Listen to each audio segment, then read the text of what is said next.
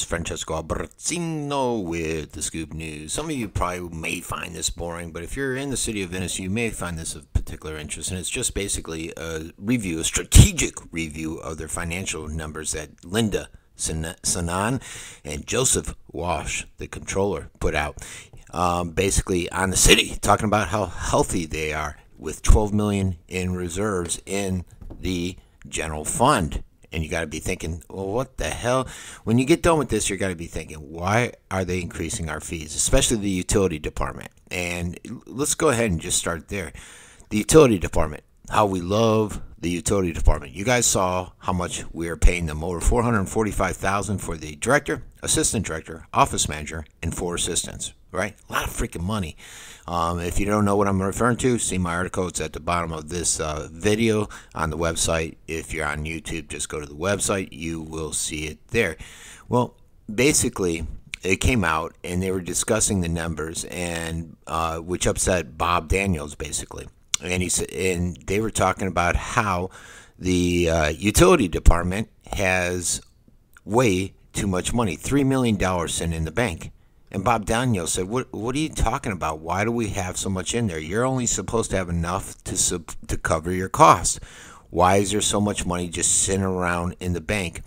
How are the constituents going to feel about this when they know that we adopted a higher utility rate last year, and that has led to you guys having $3 million in the bank? We probably should have never raised that utility rate. Bob didn't say that. I'm saying that. Combine that with the fact that A, they raised our rate, B, $3 million sitting in the bank, and C, how much we're paying their administrators at the top level. Why the hell aren't our politicians, Mayor Hollick, our our city commissioners, Council, Gates, Daniels, Mitzi, this new girl, everybody, why aren't they doing something about it? Bob Daniels reads my articles on a regular basis. Didn't even share that one. Not sure why he didn't want to. He shares them all the time. So I sent it to him. Said, hey, what's up with that? Why is there $3 million in the bank? Why are you raising the fee just to have $3 million in the bank? Or is it just to cover their salaries? We'll see. If he responds, I'll let you know. But the reserves total $54.8 million. Now, a lot of that's restricted. It's going out to different projects, road projects, utility, and all that good stuff. Because you got to cover that because they haven't been collecting the money from the developers. So we got to cover all that cost. But they have they're going to carry over $17 million in reserve funds that is earmarked for nothing. Niente. $17 million, folks. So ask yourself, why did they raise?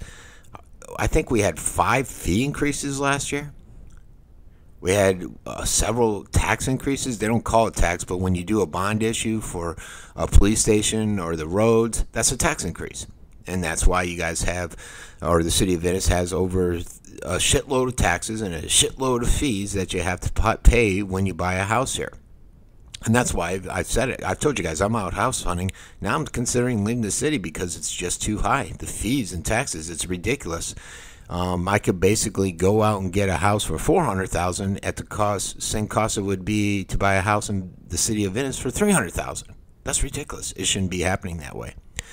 They covered the fact that a lot of that money they can now use to replace their fire trucks, their engines and stuff. Not sure that with this big push to merge with the county is back on. A lot of residents are doing that. Should we do that? Should we hold off and see what happens there, what transpires? The storm fund, that's also is taking a hit. There's no reserves to carry over there. Basically, they attribute that to the changing costs and the recycling costs due to the whole China trade war, which is why they increased our fees there. They adopted a 5% increase to handle that recycling cost. I think garbage waste management, not only the recycling, but I think 2 years in a row we've seen an increase in the fee just because that department is running horribly. They can't cover their costs. They had the 1 cent sales tax fund that increased from 4.9 to 5.4 million over the year, and that's primarily due, they said, to the fact that the projects weren't completed. Building permits. This is funny. Not funny, but I put in there how much the city brings in. Let's see. on their budget with building permits, license and permits. They bring in, and this is on their latest budget, $2,305,000. Well, Bob, and I'm going to mention Bob because he wants to run for mayor. He's term. I say this all the time. I don't know who listens, but Hollick's term limited. He can't be mayor anymore. He can run for council. I don't think he will. I think if anything, he's eyeing the county. He tells everyone he isn't, but I suspect he's power hungry. I can't see him just sitting at home. Bob Daniels is term limited as a council member, but he wants that mayor's seat, and he plans on running. You can tell that just by how active he is in doing stuff that he never did for the last 9 years. And then, who else? Gates is term limited. She's basically out of there. She didn't want to run this last cycle. She just did it so that Carlissimo wouldn't get the job. Yeah, real nice lady.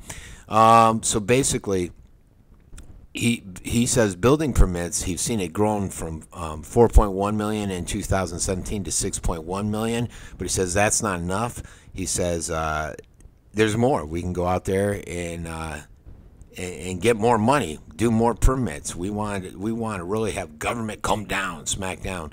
Not a surprise, really. If you follow Bob on his emails, he's always out there just coming down on issues that are permit related, basically, I would think. And so that doesn't surprise me. And he is a money guy, always looking for venues, avenues to bring in more money. The pension, the fire department and police department are good. Those both grew. Fire department by 9%, police by 13%, but they're still struggling with previous obligations. The city plans to use the 1 cent sales tax fund of $1 million to build the fire station, which is going next to City Hall. That's in disrepair. They basically have ignored it, and it's going to cost $750,000 to design it. I got to get into designing. Are you kidding me? They're starting to see some money funnel in from FEMA. They asked for about $1 million reimbursements. FEMA authorized $600,000. More than $200,000 has already come in there. They face a lot of legal fees. Not sure why, because I only know of a couple lawsuits. And then they're also covered out how they're eyeing the fire department EMS study to see if it's a good idea to merge those together to bring in more cash. There's also a stormwater study out there and a utility rate study underway. Hopefully they will look at the fees we're paying and the $3 million in the bank when they do that study. So that's it. The financial status of the city, the biggest issue in my mind is that utility department fiasco, and the fact that the city continues to raise taxes, raise fees. They don't call them taxes, they're taxes, folks, and also taxes via bond issues, which they don't refer to as taxes. They are taxes because for 20, 30 years you're going to be paying X amount a month to cover that. Now you might say, well, yeah, but in 20, 30 years it goes away. No. We had a bond for the last police station. The police station when I was a kid here was over by Grove, just before you went over the Venice Avenue Bridge.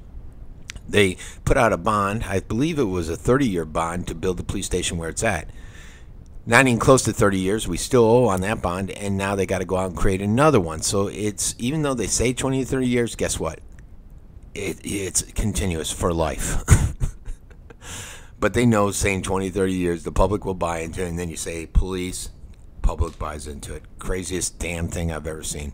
Come on, folks, wake up, smell the coffee, get out there, hold these guys accountable. This has been Francesco Abbruzzino with The Scoop.